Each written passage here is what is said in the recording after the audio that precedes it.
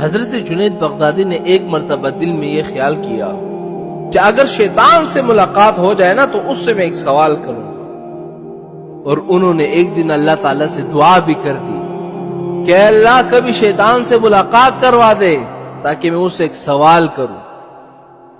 ایک دن حضرت مسجد میں نماز پڑھ کے باہر جا رہے تھے تو ایک بوڑھا شخص ملا جو جھک کر اس نے سلام کیا۔ حضرت جنید بغدادی نے اس سے کہا کہ تم کون ہو؟ وہ بوڑھا شخص کہنے لگا کہ میں وہی ہوں جس سے ملنے کی تمہیں آرزو ہے، تمنا ہے۔ حضرت سمجھ گئے کہ یہ تو شیطان ہے، تو شیطان کہنے لگا کہ آپ مجھ سے کیوں ملنا چاہتے تھے، کیا وجہ ہے؟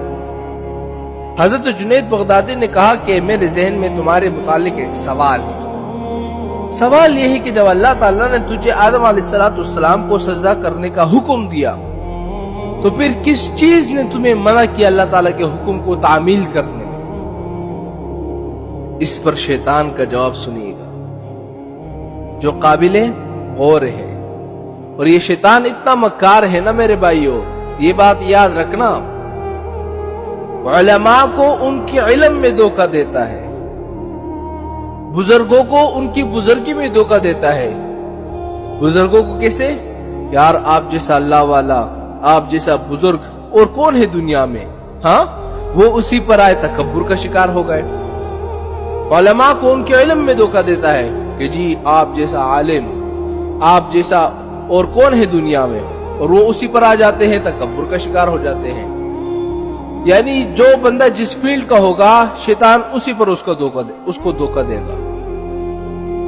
تو شیطان کا جواب سنیے گا، شیطان نے کیا کہا حضرت جنید بغدادی سے کہ جنید آپ جیسا توحید پرست آدمی یہ مشرکانہ سوال کرتا ہے مجھ سے؟